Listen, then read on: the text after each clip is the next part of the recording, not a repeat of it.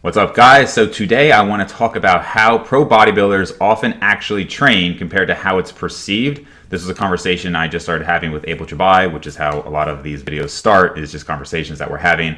And I realized that a lot of people, if you just got into this space in the last few years, you really might not know this, right? Because I think the evidence-based community has done a very good job of looking at like what actually works. We look at these studies, we see this frequency or this volume works better. But that is often different than how you see a lot of really successful bodybuilders train, both enhanced and natural. Now, that doesn't mean that they're training perfectly. As I've said a number of times in the past, I think genetics and then steroids and everything and consistency and hard work really kind of reign supreme in the bodybuilding world. And actually in one of the other videos that I had just put out, there was a discussion of like, well, what matters more? If you have genetics, steroids, training, and nutrition, what's more important? And the problem with a question like that is that if you have it to the extreme, then you're never going to get any results. Obviously, you could say, well, nutrition's not that important, but if you eat 500 calories, you're not going to get big, right? If you don't train at all, you're not going to get big. So when I say I think, genetics is first, it's because if you have horrible genetics, you're not going to get anywhere. But if you have, let's just say, average training, average nutrition, and then you have somebody with amazing genetics, that's going to be a superstar. And the same thing with steroids, right? You could have somebody who has average nutrition, average training, but then they add, a bunch of hormones. Again, you can create a superstar there. I'd still say more importance on the genetics, but if you have totally average genetics, it doesn't matter how much you optimize your training and nutrition, you can make a ton of progress. And I always have to say, I'm not trying to demotivate people. You can make a lot of progress, but you're never going to be the best of the best, right? So in any case, though, I do think that understanding those different variables is important. And again, the evidence-based fitness community has done a lot and made a lot of progress over the years. But I do still think it's relevant and maybe good to know about how a lot of these guys actually train. I grew up on the forums. I started when I was 12, 13 years old on the bodybuilding forums, and I was very involved with them. And one of them was T-Nation. And on T-Nation, there was a guy, Professor X, which if you know Professor X, you were one of the original guys here. And there was a few other people who made posts about, how they train, how the big guys train. And there was even another article on a different site that said, bodybuilders only train with one set. And obviously that's a bit of a hyperbole there, but really, what they were talking about, and what I'm going to get into here, is that a lot of people do these straight sets. They'll say, okay, 5 sets of 5, or this many sets with 2 RIR, and again, that will work, right? Kind of what I was saying before. As long as you have the hard work, the consistency. I really don't feel like your train split, for instance. I don't see this much anymore, but maybe a decade ago, people would say, what's the best split? And there was a lot of emphasis that talked about that, and I don't hear that anymore at all, which I'm glad I don't hear that anymore, because I really don't think it matters, whether it's push-pull legs or you have chest, back, arms, however you want to put it up. As long as you're consistent, I think you'll be fine. I mean, I had a client recently who was doing very well, has made a lot of progress, and come to find out that he wasn't even eating for hours after he was working out, and he was training fasted.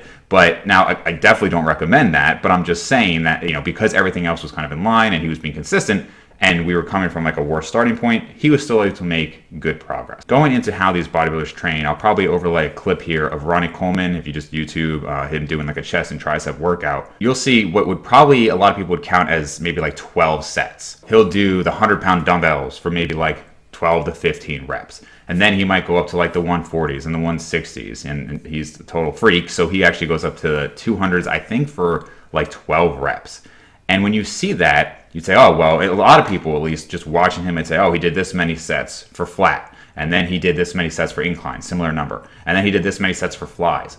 But in reality, if you're doing 200-pound dumbbells for 12 reps, how hard was that set with 100s, right? Or even the 150s? I mean, they're basically extended warm-ups. Now, as this guy, Professor X, that was his username on there, and other people would say, it doesn't mean that you could just it wouldn't be good maybe for him to just warm up with the 50s and then go to 200 for a number of reasons. But one is, there is some volume accumulation with those prior sets. Not saying everybody should train this way. Obviously, he's a genetic freak. A lot of these guys are genetic freaks. But I still think it's interesting when we talk about this optimization of everything and this many hard sets. And it's dude, these guys are not actually pushing themselves to failure all the time. Or at least not for every set, not even close to every set. Now, if you look at like a guy like John Meadows or Scott Stevenson, both, good bodybuilders with a ton of experience, they do things a little bit differently. But neither of them are in like the super high volume camp. John Meadows, I think a little bit more so, but neither of them are like super high volume camp. Like Dante Trudel, if you look at DC training, it's a generally lower volume routine. Each of those sets is actually like all the way to failure. And if you look at how he warms up, it's kind of similar. So let's say you were doing like a hammer strength press. He's working with really big guys. So let's say their last set is like 4 or 5. You might do 225 for like 20, and then 315 for 12, and then 365 for 5. And then you put on the 4 or 5 on the hammer strength, and you do an all-out set of like 15 reps. And then in the rest pause, with DC's rest pause, you might do, 15 breaths. That's maybe 30 to 60 seconds. Do another set, get like 4 or 5 reps, then 30 to 60 second rest. Maybe 2-3 reps. That's just one way of doing it, but that I do know that there are several pros who do that. But more talking about this ramping up method, it's extremely common. I mean, it just kind of dawned on me though that a lot of people don't actually realize that this is how like most bodybuilders train for a very long time, but still even a lot of them do now.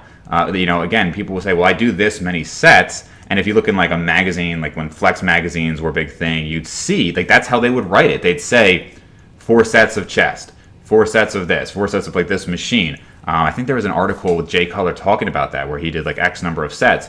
But again, if you look at him train, part of it is like you have to ramp up, right? You have to ramp up when you're this strong because you're going to risk injury, especially if you're using substances that are going to allow muscle growth to be going at a much faster rate than say like how much your tendons are increasing in strength.